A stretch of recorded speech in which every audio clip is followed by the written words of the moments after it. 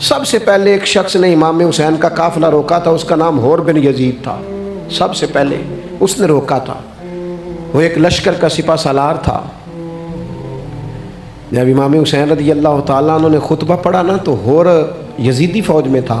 واپس گیا اور عبید اللہ ابن زیاد سے جا کے کہنے لگا، یا جو بھی وہاں لوگ موجود تھے یزیدی فوج کے، ان سے کہنے لگا تم نے تو کہا تھا کہ صرف راستہ روکنا ہے،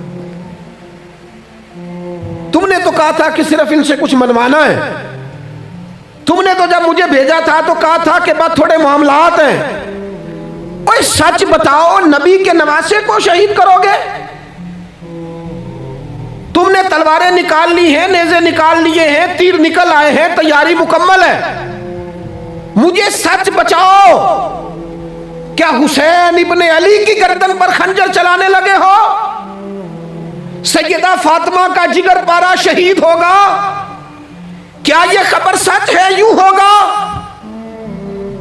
تو کہنے لگے ہاں یہی حکم ہے ہمیں، یہی تیاری ہے، یہی پروگرام ہے، یہی پلان ہے، یہی ہوگا. کہنے لگا میں اور آپ تو مدینے والے رسول کا کلمہ پڑھتے ہیں، تو کیا محبوب کے نواسے کو ذبح کرو گے؟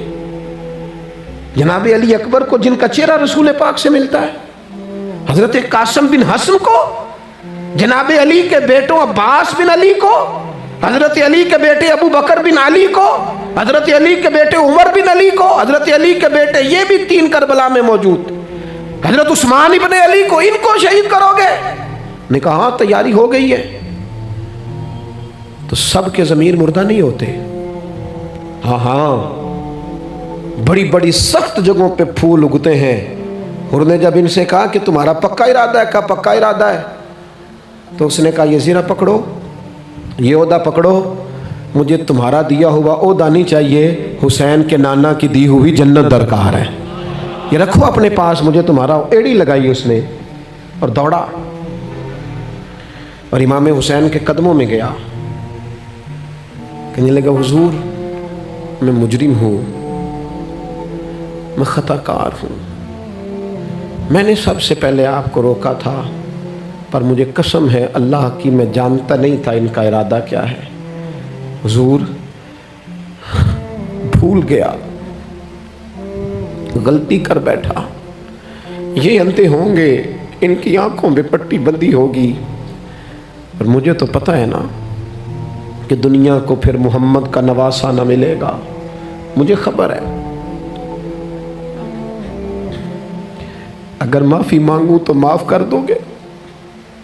پہلا مجرم ہوں، میں نے روکا ہے، اگر آ جاؤں تو قبول کر لو گے؟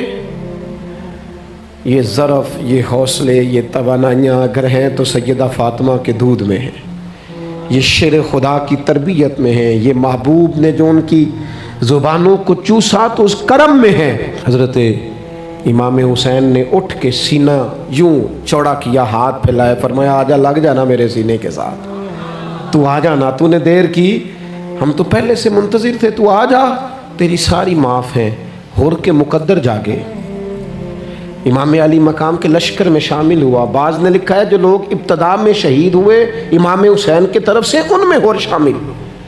خدا را کچھ خواہشات، کچھ نفسانی باتیں چھوڑ دو.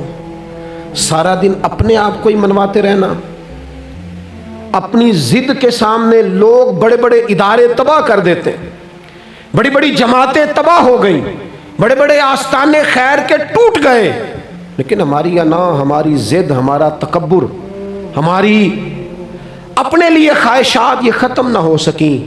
امام حسین رضی اللہ تعالیٰ عنہ کو جن لوگوں نے شہید کیا، انہیں حضور کا خون نظر نہیں آیا، نفس کی خواہشیں نظر آئیں، جائیدادیں نظر آئیں. لیکن پتہ ہے کمال کیا ہے؟ ہمیشہ جو لوگ حق قبول کرتے ہیں نا، اللہ تعالیٰ انہیں یہ عزت عطا کرتا ہے.